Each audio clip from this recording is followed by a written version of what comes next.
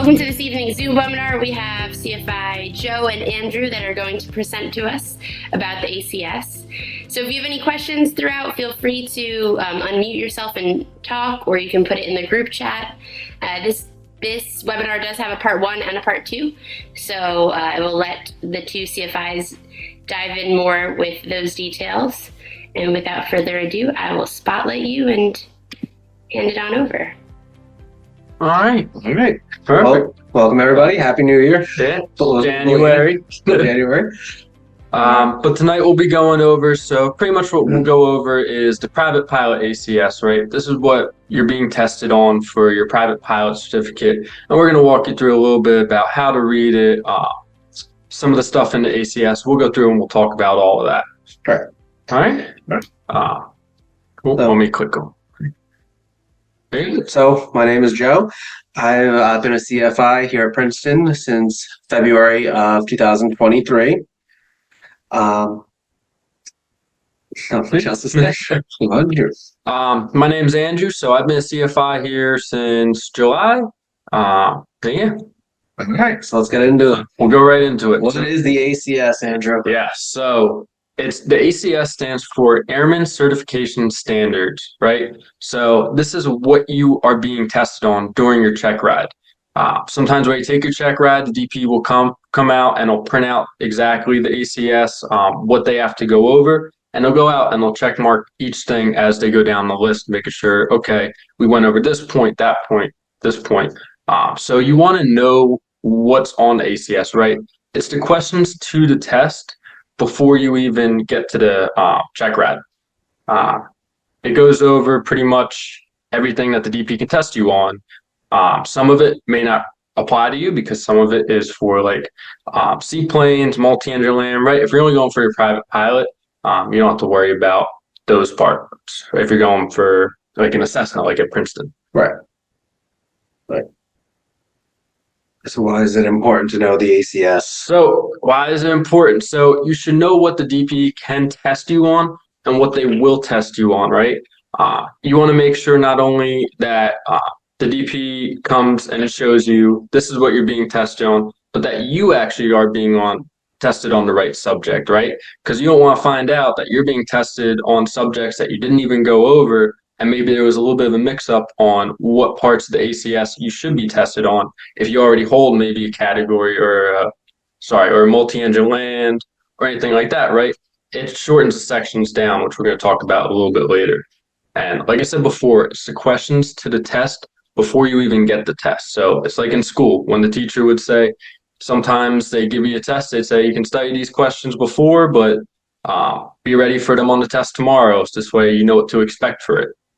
It's a little bit more broader, but it's still the same thing, right? They're going to be the maneuvers, pre-flight planning, all of that. Right. And one thing to add to that as to why it might be important for somebody that may already have their private. I know there's a lot of pilots that get their license and then they don't continue their training. Mm-hmm. Once in a while, check over the standards, see if you can still fly to private pilot standards if it's been a couple months, couple years since you've flown for your flight review. Because if you're one of the people who just go out, for the $100 hamburger every month or so, right? Maybe come back, try the maneuvers, make sure that you're still able to perform them to the actual standards. Right? Because you get to review and understand how to fly the aircraft. Betters your, what do you call it? What's the word I'm looking for? Not like controllability of the aircraft. So in the ACS, in the back, there's something called the practical test checklist. So before you go to the check ride, it's going to be a smart thing to go over this checklist, right? This is going to make sure that you're ready, the aircraft's ready, everything that you need for the check ride is on this checklist, right? So you can go to the back, you can print this out, go down the list, right? You want to make sure your aircraft documents are good. So your airworthiness, registration, operating limitations, all your maintenance records. Make sure before you go to a check ride that you sit down with the flight instructor and you check over the logbooks in the plane. I know you can always ask the front desk, okay, can I see the logbooks? And if you're confused on how to read them, grab a flight instructor at Princeton and say, I need to understand, make sure that the plane's good on its airworthiness certificates and also all its inspections and everything. Right. right? 'Cause sometimes they're a little bit hard to read and understand when it's new to you. Next few things on there is going to be personal equipment, right? So you may want a view limiting device. You want current charts. You don't want expired charts. And also note that they can be printed or electronic, but you should have both. Yes. Because as we talked about in other previous webinars, right, it's always good to have a paper copy because technology can fail on you, which we talked about last time in November, I think it was,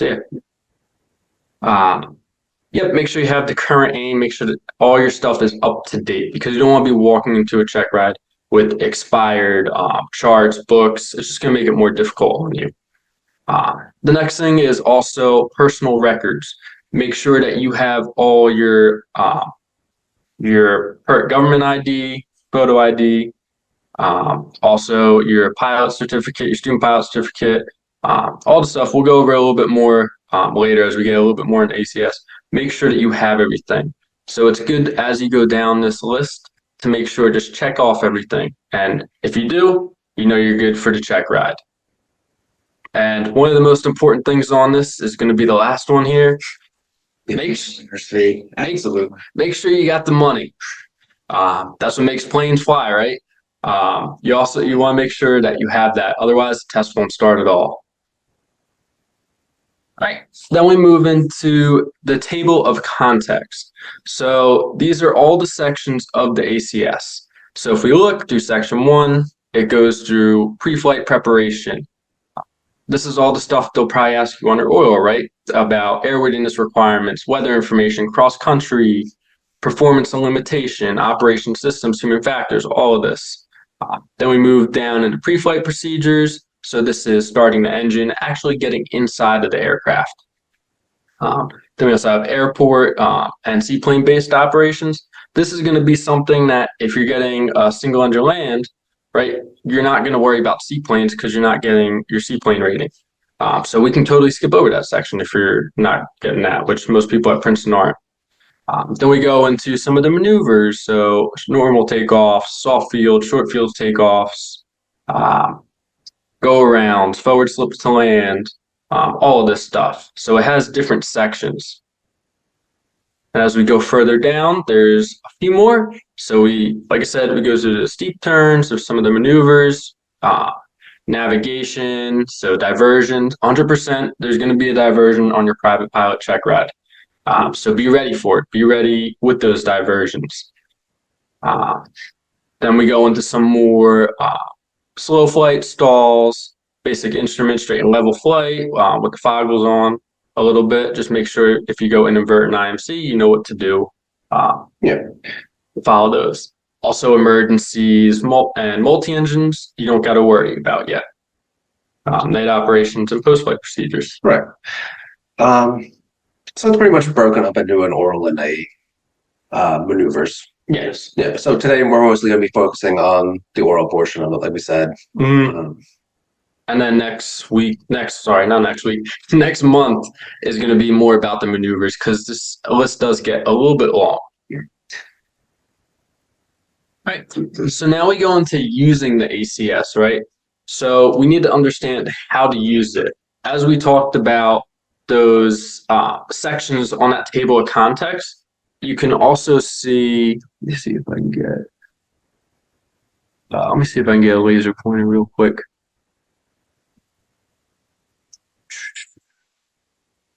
I don't know if I'll be able to hear. Can everyone see my mouse? Yeah, we see your mouse. Gotcha. I don't know if it's annotate.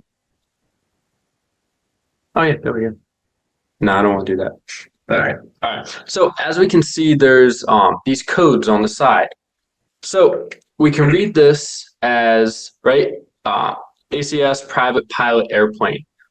Instrument rating would be separate. So it starts with PA. This means you are going for your private pilot certificate. So this is the overall broad, right? And then we get down to narrower. So in that table of contents, we saw the Roman numerals, right? 1, 2, 3, all the way up to, I forget what it's up to. But we can see how they're lettered, right? So XI, area of operation, would be night operations. So if I come back up here, right, we can see, all right, this is night operations here. Then when we come back here, task is going to be, okay, under night operations, this is night preparation. And then the next part's going to be your task element. So whether it's the knowledge portion, the risk management, or the skills, right? So it breaks it down kind of into all these different tables that you can see. And you can see there's K1, K1A, K1B, and it goes down the list. Yeah. So usually after you take your written test is where you'll have to apply this to to find out what questions you got wrong. Yes, because your written test will pop up with some of these codes, and that's how you know the areas that you were possibly got the questions wrong in, because what's going to happen on your check ride when the DP sees those codes possibly? He's gonna grill you on. Exactly. He's going to see that you were weaker in these areas, and they may want to go over that to make sure that you're good in these areas. You went back, you did your homework, you studied on what you got wrong in the past. So these codes, they kind of go down almost like the table of contents, and they simplify it down. So if you're looking for one specific thing, you can look at the table of contents, go down to this section, whatever the code is, right? Go down to area of operation. Then you can see the exact task, and then you can come to this page and you'll see exactly which one it was. A few other things in here that we'll be going over next is a few terms just to know. ASEL stands for Airplane Single Engine Land. ASES stands for Aircraft Single Engine Sea. AMEL stands for Airplane Multi-Engine Land, and AMES stands for Airplane Multi-Engine Sea. So, right, most of our students at Princeton, they're going for their single engine land. They're not going for single engine sea. We don't have any seaplanes here. Multi-engine land, if you're going for your multi-engine, that would apply to you, or multi-engine sea. So for the purposes of today too, we're also be focusing on airplane single engine land. Yes, that's going to be the main focus, because at Princeton, that's what we have. So when you take your test, there's going to be three outcomes of the test. And the first one's going to be satisfactory performance. This means you've performed all the maneuvers, your knowledge is all up to ACS standards. You knew your stuff, you're all good, you passed. And you walk away with the private pilot certificate with the temporary. Next we have our unsatisfactory performance. This means that you were a little deficient in some areas and you have to go back and retest. So, right, if I do, and for example, let's say we go up for a check ride, I pass my oral, we do all the maneuvers, and the last maneuver I gotta do is a short field landing. And I land 1,000 feet down the runway, past my point. Let's say, all right, I'm deficient in this area, but everything else was good. What I would have to do is go back with my flight instructor. So let's say Joe, we would have to go perform practice on short field takeoffs and landings. And then I'd come back and I'd give you the endorsement, give you another sign off in IACRA. Yep. And then you just test on what you were deficient on. Exactly. So then the rest of the check ride would be, all right, let's go up, do a short field landing, and we're good. So all the stuff you pass that you're good with, you don't have to do those again. But it's only good for 90 days, I believe. After that, we have a discontinuance. This means that something out of your hands, right? This could be weather. Maybe there was some ice on the runway. Maybe there was some plane issues, anything, right? It's anything out of your control, right? It's not like, oh, you messed up on this maneuver, we got to discontinue it. No, it's something that you cannot control, right? Yeah. I want to add one more thing to that. Discontinuance. Yeah, so you got it. It's not like you can say, oh, I messed up on this maneuver, I'm going to discontinue, so this way I don't have to go retest with my flight instructor or anything like that. Yeah, you can't call it discontinuance to save a bad maneuver. Yes, exactly. But if weather comes in, something happens with the plane, that's the discontinuance, and then you don't have to go back with your flight instructor. You can just come back and go over exactly what you got wrong with DP. Now we move back to the knowledge test. So when you go to take your knowledge test, it's important to make sure you're taking the right one, especially with how expensive these tests are now. Like what, like 150 or something now? Yeah, I think so. They're a lot of money. Yeah. So when you go for your private pilot, you want to make sure you're taking the PAR test, right? So private pilot airplane. There's 60 questions on it. They're all multiple choice, and you have to be at least 15 years of age to take it. You have about 2.5 hours, and you have to get above a 70 to pass. But obviously, you want to do much better, because if you get a 70, you're going to have a little bit more codes. You're going to have to test a little bit more, right? The DP may see more questions wrong on the test, so they may want to go over a lot more areas. As you can see over here on the left, these are the percentage of questions, percent of questions per test. So, right, so you're going to have 5 to 15% of regulations, and then the rest is all 5 to 10, except for safe and efficient operations. Right, so those are probably going to be areas where they may have more questions on. So they may want to study a little bit more with those areas, depending on how you feel, right? But it's going to be randomized, right? They randomize the test, so it's not going to be, oh, you just get these questions and that's it. They have a whole big test bank that they're going to take those questions from. But this kind of shows you how much the percent of questions per test, right? So I know 5 to 15% may be regulations, anywhere from there. And then that equals total number of 60 questions. If you see you have more than 60 questions, I know the FAA is doing something where they're like testing out questions, I believe. Right, so they're seeing whether to put these test questions in or not. So if you see a little bit more, normally the end ones they're just testing questions to see what students think.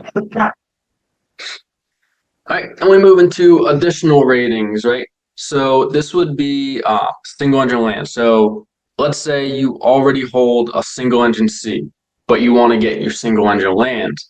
You would only have to go over these sections of it, right? So this would be your areas of operation, and then these would be your tasks, right? A, B, C in each section. So for section 1, I would only have to go over the areas of F and G.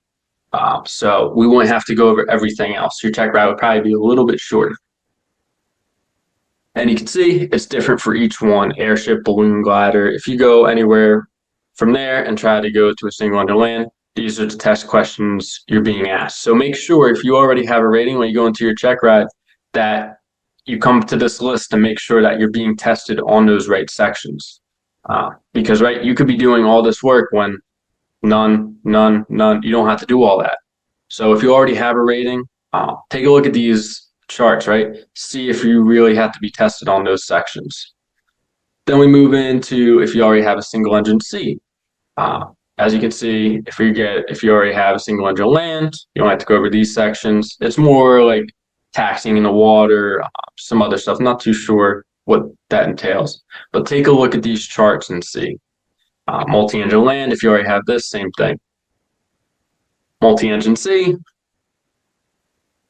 If you want to take a look at those, are in ACS all the way in the back. Right, so now we're getting into the bulk of it. Yeah, now we get into the beginning, right? So the way your check ride's going to go, you're going to walk in, you're going to have to fill out paperwork online. They're going to make sure that you're qualified for the test. So this will be kind of part of your check ride too. I know most DPs like to say, okay, so show me what makes you qualified for this. Right, so what the amount of time you have, making sure you have all your student pilot certificates, all your endorsements, your medical certificate, all of this. So they'll ask, all right, what qualifies you for it? Do you have this time? Then it'll go on to, okay, do you have the required paperwork that you need for this? So like I said, your medical, anything like that. Privileges, so they'll walk you through that, and you'll have to provide this and say, my medical is current, it's good for this long, depending on the time.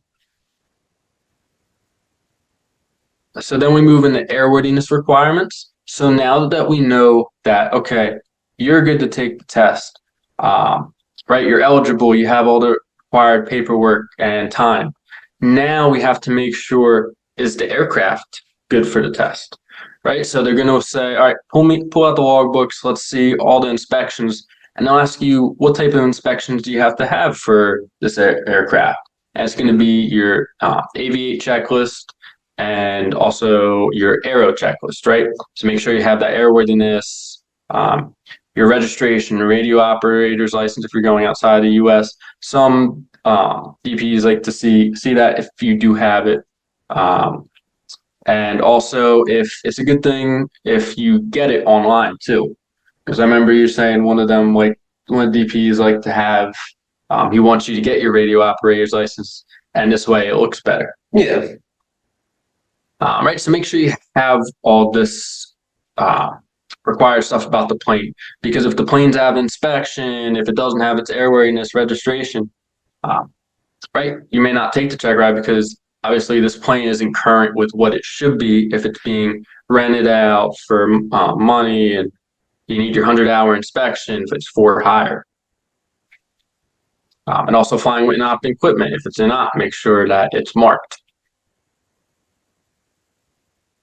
All right, then we move into weather. So now we know, like I said, we know you're good. We know the plane's good. So we're good to fly. So before you come to check ride, the DP will have you plan across country. They'll say, plan me a flight from here to here, and you have to plan that. So they'll say, all right, pull out the plan. We're going from here to here. What's the weather look like? What weather sources are we going to use? There's three weather sources. There's AWC, which is aviationweathercenter.gov, and that'll give you all your METARs, your TAFs, all that other information. You can also use National Weather Service. Yep. Like 1-800-WX brief. Yes, 1-800-WX brief. The next slide, we have them up there. Yeah, and also ForeFlight, which we'll talk about in a minute. It's also kind of important to note that out of all of these atmospheric conditions that they're listing, moisture, precipitation, clouds, turbulence, if you look at the bottom where it says skills, analyze the implications of at least 3 of the conditions listed from K3 alpha to K3 India above. So they're going to give you at least 3 scenarios based on some sort of weather conditions from that list. So you got to be ready for it, right? This is what exactly they can test you on. So it might be a perfect, beautiful day, and they'll still start asking you about things like thunderstorms or frost. So just be ready for other questions. Right. Because they want to make sure you're not going to be an unsafe pilot flying into a thunderstorm, anything like that. They want to make sure you're going to make that go, no-go decision. That's the most important thing, right? They want to see you if the weather's bad, you're going to make, okay, if the weather's not good today, maybe I'm not going to fly. Or if the weather's good, all right, let's go fly. Right. And they want to see you understand this. So not just be able to say, oh, this says this, so we're good, right? Well, why is it saying that? How can we predict in the future, right? With your surface analysis charts, with some other product charts and information that we have available to us.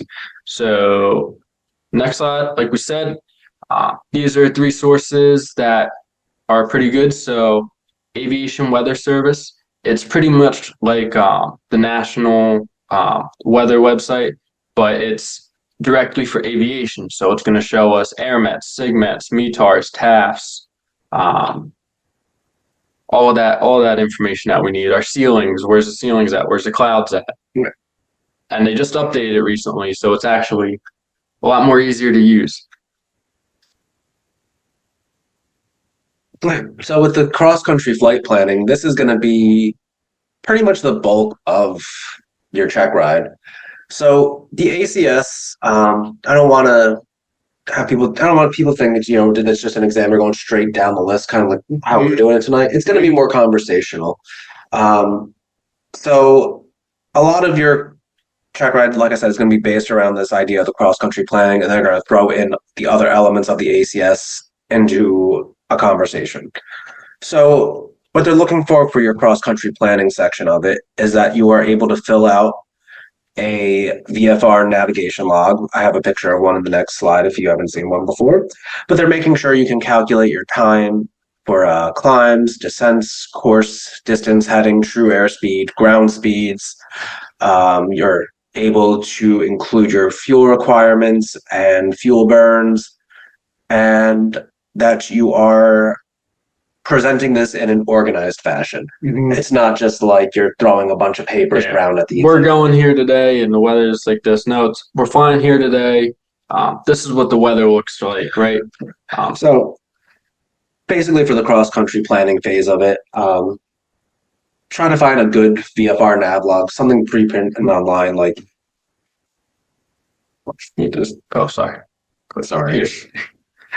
There you go. Yeah, try like the Jefferson Labbing. I know it's a little blurry on this one, but try to find something that is able to condense everything into something that looks organized, I would say.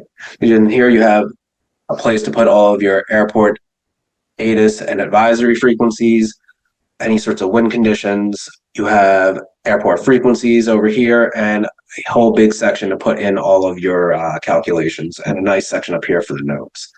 I know a lot of them on the back side, they'll also include a spot for you to put, I think the ones weather have briefing. Mhm. Yeah, so like I said, they want to see that you have some sort of organization to it. Yes. Another good thing with these, when you're filling this out for your check ride, as we talked about, you will have a diversion. So possibly put in the frequencies for all the airports along your route, right? Because if you know you're going to get a diversion, we'll get that step ahead, right? This way, write those frequencies down. This way, if they say, all right, divert to Robbinsville, go here. Also know, you can write down, right? Is Robbinsville right-hand pattern or left-hand pattern for 29? Yeah. So, right, give yourself a little bit of advantage. Be prepared for the flight. And we have one questions. Are all 39, the Cessna's 150 and 172 currently airworthy? And what's the cost? So all of our, we only have 172s at Princeton. Yeah, 172 is a DA-40 and a Piper Archer. Yes. Um, But yes, they all all, airworthy. yep, they all have their airworthiness certificate and their registration. Cost for an FAA check ride nowadays. I think This is going to vary. varies from examiner to examiner. Yes, but I think it's about eight. I've heard between 7 to 8. Yeah, it's around 700 to 800. Each check ride is going to vary, right? So if you go for your instrument rating later or anything like that, maybe a little more, a little less. It's going to vary. Right. Okay. All right, airspace. So like I said, a lot of it is going to come along from your whatever cross-country plan. They're not just going to sit down and ask you, tell me about Bravo, Charlie, Delta. More or less, at least from my experience, most examiners will kind of sit you down and ask you to talk about different types of airspace that is along your route. So you should have a basic understanding of what airspace will look like on a sectional chart, as well as the VFR visibility and cloud clearances. So down here we have a nice little picture. You can always kind of just Google it and pull it up, or take a screenshot if you want. But just know the restrictions around airspaces. And on top of knowing just the basic airspaces like this, you also want to be familiar with the special use airspaces. That seems to be one big thing that kind of gets swept over, but I know a lot of DPEs are definitely looking for you to be aware of these special use airspaces. We don't want you flying right through these restricted airspaces or anything like that once you get your private pilot certificate. Right. You should be aware of what you can and can't fly in VFR as a private pilot. Be able to identify it on a sectional chart. Anything to add to that? And then just be ready, right? If your plane has restricted airspace, all right, don't come to the check ride with your path going right through it. Say, we got to go around this restricted airspace, right? Because obviously if you have a path going right through it, you want to be going around it because you can't go through it. Right. So I know a lot of DPEs, especially from our area, they'll have you plan a trip pretty far down south, because they want you to be aware of the Washington, D.C. CFRA area. Yes. So something I would just say for going forward with that, if you have a flight course that takes you somewhere near the D.C. CFRA area, the FAA has a training course. We have a couple links here. We'll put them in the notes later. For both the Washington, D.C. CFRA Special Flight Rules Area and the Hudson River Special Flight Rules Area. Highly suggest taking these courses before your check ride, just so you're a little bit more aware and it shows a little bit more initiative. Mm-hmm. For the DC one, or the Hudson one, especially if you're flying out of Princeton. Yeah, a lot of people do it.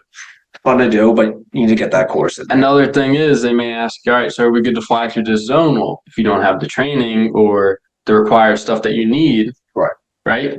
that could be a question, right? Can you fly through this? Do you have this class? Yeah. Just making sure. Performance and limitations. All right. So with the performance and limitations, they're more or less looking to see that you are able to use performance charts for the aircraft, usually found in Section 5 of the POH for both the Archers and the 172s. So they want to see that you can use the cruise charts, takeoff charts, but also use things like the takeoff and landing distances with varying atmospheric conditions for hot days and cold days, crosswind correction charts. They want to make sure you can use all these charts together. And the big thing on this is also going to be weight and balance. If you look down at the skills section of the ACS here, what they're testing you on is you're able to compute weight and balance and correct for out of center of gravity loading errors. So they might give you a loading problem, beforehand, and expecting it to be out of balance. Yeah. And they want you to be able to catch that. Possibly throwing a ton of weight in the back, a ton of weight in the front. Also, they may say if you have passengers, right? Well, we're overweight. What are we going to do about it? Maybe reduce your fuel, make a fuel stop, right? Because you got to bring passengers. Yeah. And one big thing I've also been kind of seeing lately is a lot of automation with this. Mm-hmm. It's going to be really important to kind of know how to compute a weight and balance, both for your test and as a practical standpoint without using the automation. Automation is great. I mean, use it where you can, but at the same time on your test, they might tell you, all right, do it for me right now in here. Show me how to do it. And you got to write it all out. And that's when all these charts and everything in our POH, they help us out, right? Because all that information you need is right in there. All right. Anything to add on that, Andrew? No. Sorry. No, I'm good. Okay. No, I did. Operations of systems. So this is another one of those sections where they're going to test you on at least 3 of the systems listed in the knowledge section. If you look up at the top too, there's a couple references to kind of help give you a little more insight on the aircraft systems. So big thing is going to be checking your POH and kind of learning a little bit more about the systems. You don't have to be a full-blown A&P mechanic, but you should definitely know, what you're checking for when you do your run-ups. A little bit more about what you're looking for with your pre-flights. They want to make sure you're not just moving the elevator and saying, yeah, it moves, it's good. Yeah, and they might start asking you questions like pertaining to what you need and what you don't need for flying. Mm-hmm. Right. So this would be where so this would be kind of also, they might ask you things about like a tomato flames, flaps. Yes, everything you need. Right. So here's a couple pictures we just put in from the Cessna POH showing you the vacuum system, your electrical system, the fuel system, your environmental, your heating and air systems, and your aileron controls. So you want to be able to kind of find it back to Section 7 and refer to it during your check ride if you get asked, if you can. And the best way, if someone asks systems, I know for me personally, it was to just draw it out, right? So if I can memorize an image, obviously I wouldn't go this detailed, but the important stuff, right? This way you can say, all right, instead of trying to explain it and getting confused with yourself, sometimes it's easier to draw it out on a whiteboard and have it right there so you can point, this goes to this goes to that, or anything like that. Okay. Human factors. This is a fun one. And this is where it'll lead into something, right? So if you get, let's say, all right, how do you experience carbon monoxide poisoning? Right. Carbon monoxide poisoning could be something with the heater, right? Mm-hmm. So they can start tying things together, essentially. So half of it might just be a lot of the physiological, but along with this, they're looking also for the effects of drugs and alcohol, over-the-counter medications, and decision-making is a big one.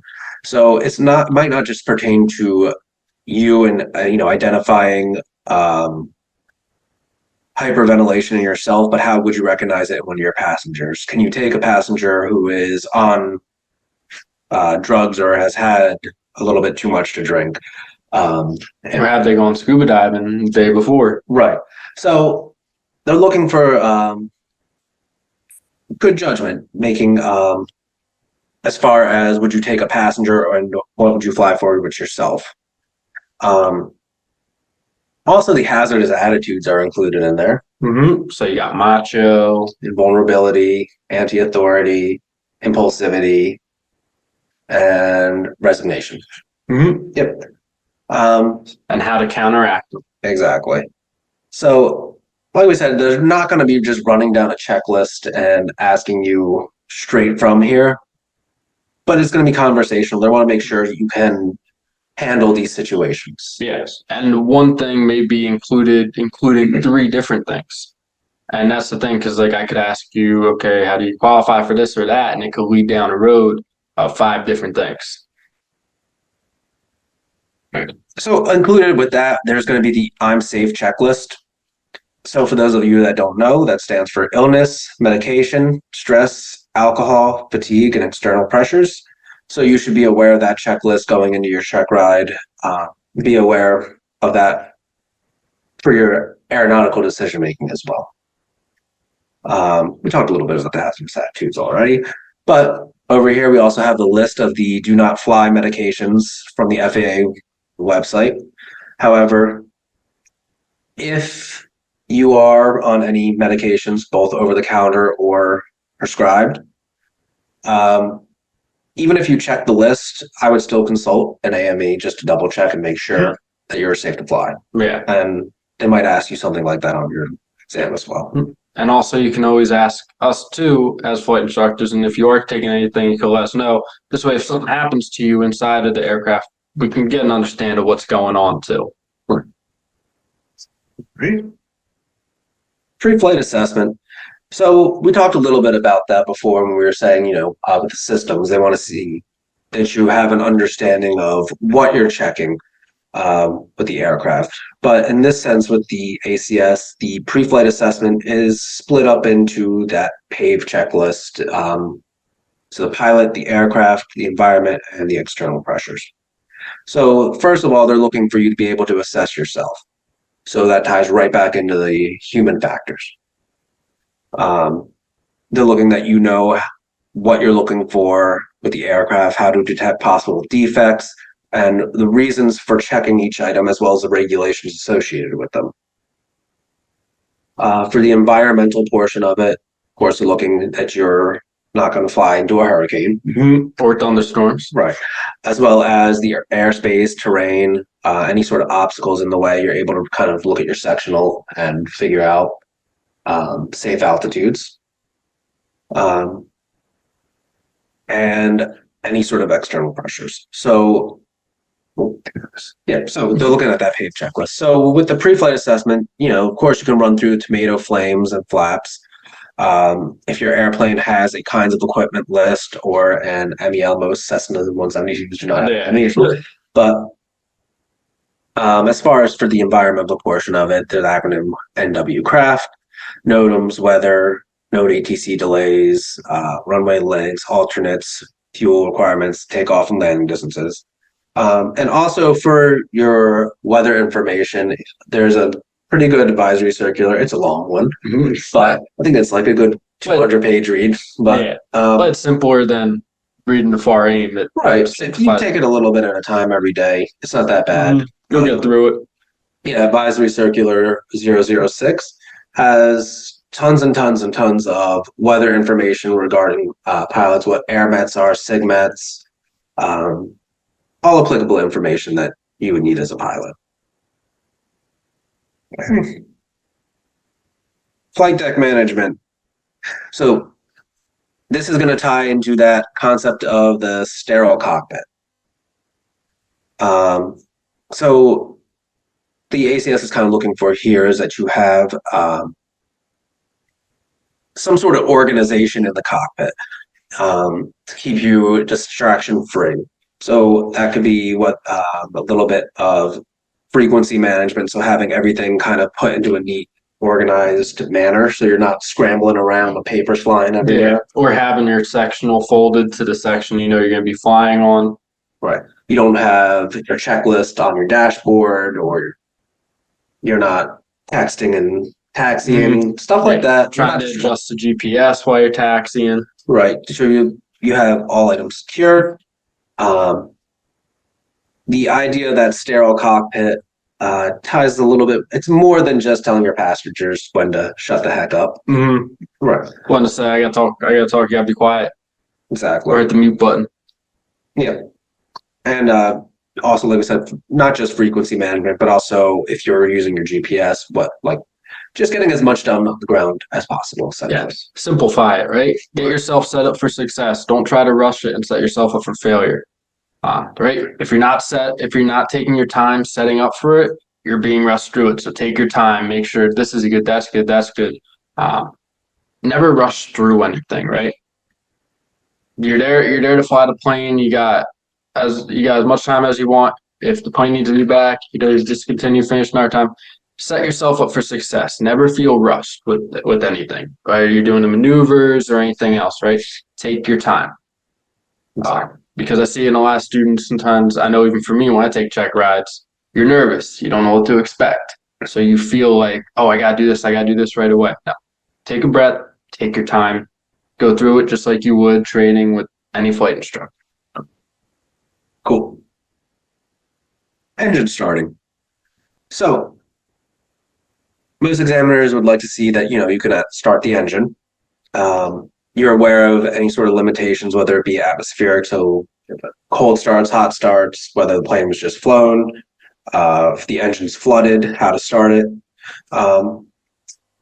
They want to see these things, but on top of that, if you look in the skills section, they also are looking for the situational awareness that comes with starting the engine.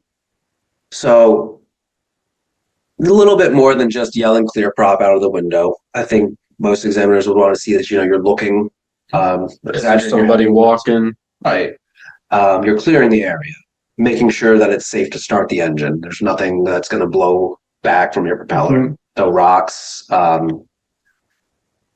no ice chunks. Mm-hmm. Especially with the cold weather we've been having recently too. Right. And you're not tied down. Yeah. I've seen a few planes try to taxi away, right? That's why we do that overall walk around after that pre-flight. Right. So the engine starting portion, like I said, it's a little bit more of it's like half of being able to start the engine and half of starting the engine safely. So the one other thing I was gonna say, this is more for at Princeton, right? When we're in these colder weathers, right? Colder temperatures, you may need to prime it a little bit longer to get enough fuel to start it up. Yeah. The other thing is, while that oil is still cold, try to keep that RPMs around 900 to 1,000 until it warms up a little bit, because that oil isn't warmed up, so it may not properly be lubricating the engine. And the other thing is, sometimes with the throttle when you start it, it's only sometimes a centimeter. You push it in that much. You don't. I know the checklist says like a quarter of the way. Yeah, you don't need that much. But that's why you see that engine revs up a ton, right? You only need a little bit of throttle, and then keep it at around 900 until it warms up. If you're the first flight of the day.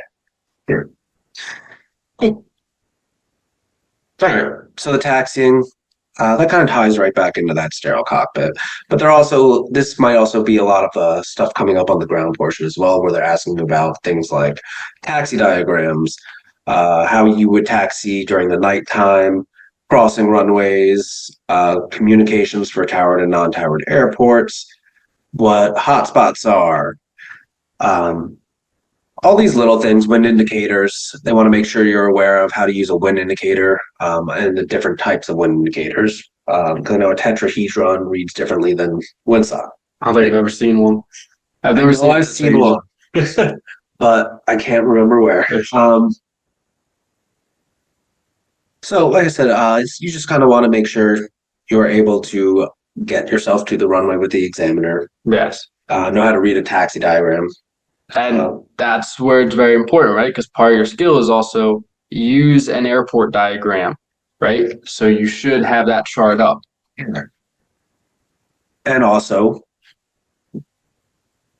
know your crosswind corrections. Position the flight controls for existing wind. So over here we have a picture of that tetrahedron over here, windsock and the wind T. So going into your check ride, you should know how to you should have a basic understanding of using each one and how to correct while taxiing. Over here we have an airport diagram. You should know the hotspot area over here, how to identify it, and if you're at an airport that has a hotspot, be prepared to talk about it. Because, right, that's an area where there could be a lot more traffic congestion, or possibly where pilots got taxied onto the wrong taxiway. Right. Could be anything like that. As you can see, this one's very close to a runway, so there could have been someone going onto there instead of the runway, or possibly run into another plane because of that, or anything like that. Okay. Look, so the before takeoff check. Once again, it's kind of tying right back into operations of systems. They want to make sure that you are aware of what you're checking when you're checking down that checklist. You're able to detect malfunctions, and for some of them, they want to see how you would mitigate risk. Yes. So if you had a mag check where your RPM was dropping a little bit higher, what would you do in that situation? And also, is it the plane or is it the way that you have it set up? Right. Right? Because if you never push that mixture full rich and you had that mixture lean out, your mag check is going to have a much bigger drop. So make sure, right, that you have the plane set up how the checklist specifies before you do this. Because otherwise you may get a reading and you say, that's not right. But it could be something simple. And just like the carbureted one with was it the primary? I remember. Yeah, the primer was sticking out a little, had a little kick to the engine. Wasn't anything crazy drastic, but something little. Yeah. Definitely check for the little things before you go and say, okay, plane's broken and bring it back. And now the DP's not thrilled with you. But that's also perfectly acceptable to mitigate the risk by taking it back if you really thought there was a problem. Yes. Because, right, if you feel something's wrong with the plane, you want to get checked out. All right, let's not go fly today. We'll get checked out. See if they have another plane possibly. Definitely make sure you're using a checklist. You're positioning the aircraft appropriately so that you wouldn't cause any damage to any other aircraft. You're dividing your attention. So that's, I think, one of the bigger things. People start burying their head down when they read the checklist. And the plane could start moving. Yep. And especially at night. Yeah. You don't realize it. Yeah. So definitely try to position yourself in a way where if you did make a mistake and roll forward a little and catch yourself, you wouldn't roll directly onto the runway. So take a couple feet away from the whole short line, maybe. Yep. Give yourself that buffer room. Good. And be able to verify the engine parameters by reference to like POH. At that point, you should have a pretty good understanding of the engine run-up. Yeah. Yeah, going over a checklist, everything you need. All right. So communications and light systems.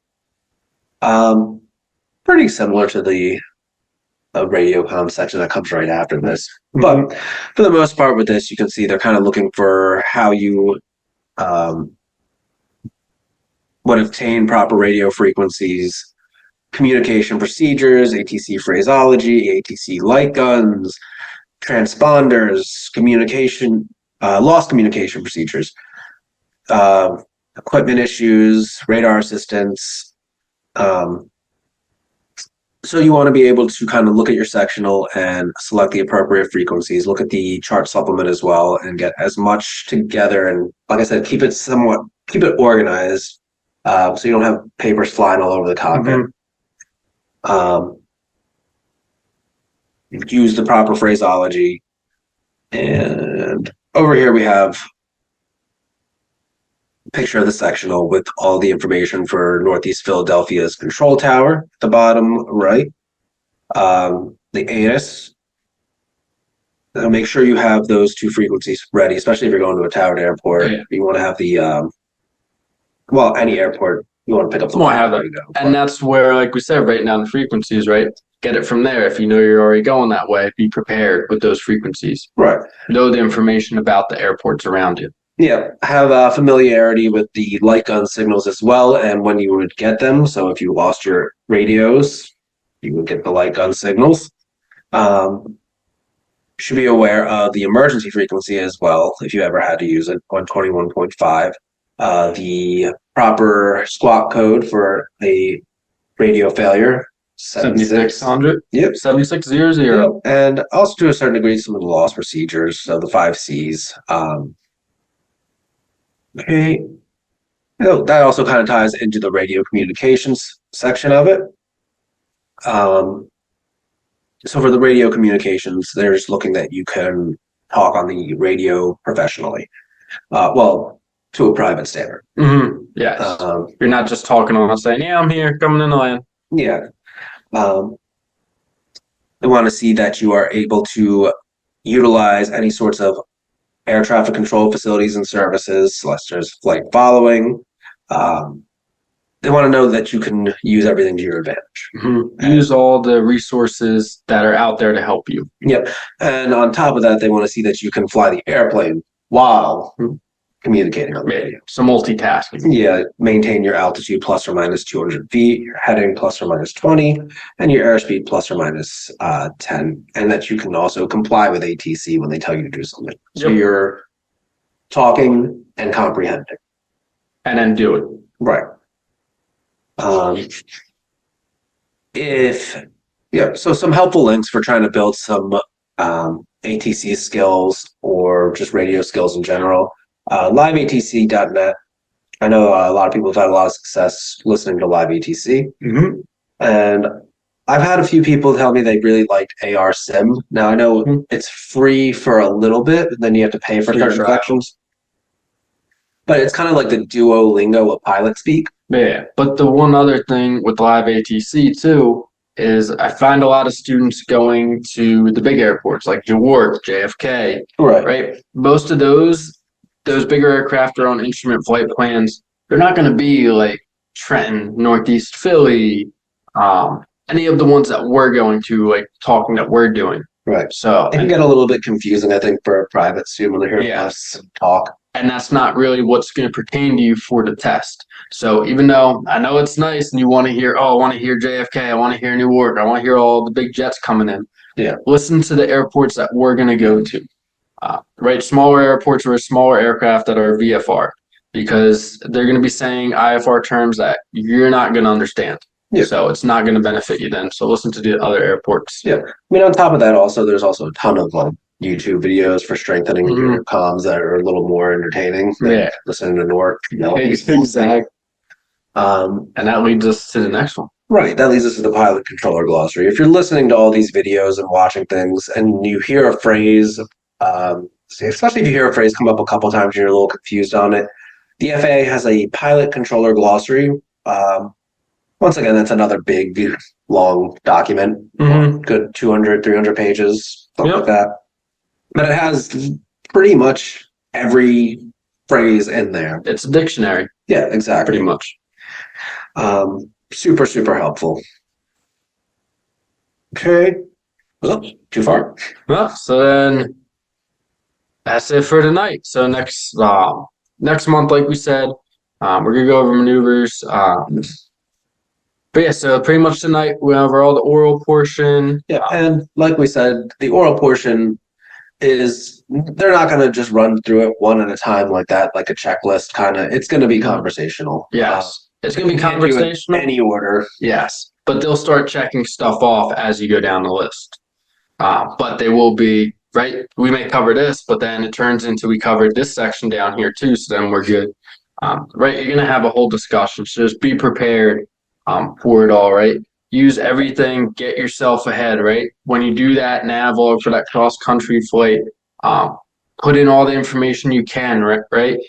Be organized. It's going to set yourself up, make your check ride much easier for you, especially when you're in the plane and you're doing some of that diversions, or even when you're doing nav-log for the oral portion, right? If they see more, they're going to say, oh, okay, they actually they're doing the work. They're not just trying to say, do the bare minimum and try to pass by, right? always put in that extra effort. Be ready. Don't be afraid to write a ton of stuff down. Just be organized with it. Don't be disorganized, and take your time with everything. Yeah. And also, private's you're gonna be nervous. So you don't know what to expect. I know mine. I was nervous. I was shaking. Private, my instrument. Everyone's nervous for Checkride, so it's all right to be nervous. We were there, and you look back at it, but everyone's nervous, so don't be too frightened by it. Yep. All right. So part 2, what he said, we're going to start talking a little bit more about the maneuver section of it. Yeah. So we'll get to that next time. We'll talk a little bit more about standards of the maneuvers and give you some tips and tricks to help nail the maneuver. About all of that. All right. All right. And we got any questions or anything? Let's see if I can make this bigger. There we go. All right. All right. Okay. So that's about it. Anyone else have any questions? Cool. Thank you very much, guys. Appreciate it. Yeah. Thanks, Joe. Thanks, Andrew. So next month we're going to come back for the second part for this. If you have any recommendations for subjects that you'd love to see Joe and Andrew do a webinar on, please let us know. It helps. But next month we're all set. We're going to be doing the ACS part 2. And thank you everyone for tuning in. Thank you, everybody. Thank you very Have a good much. one, guys.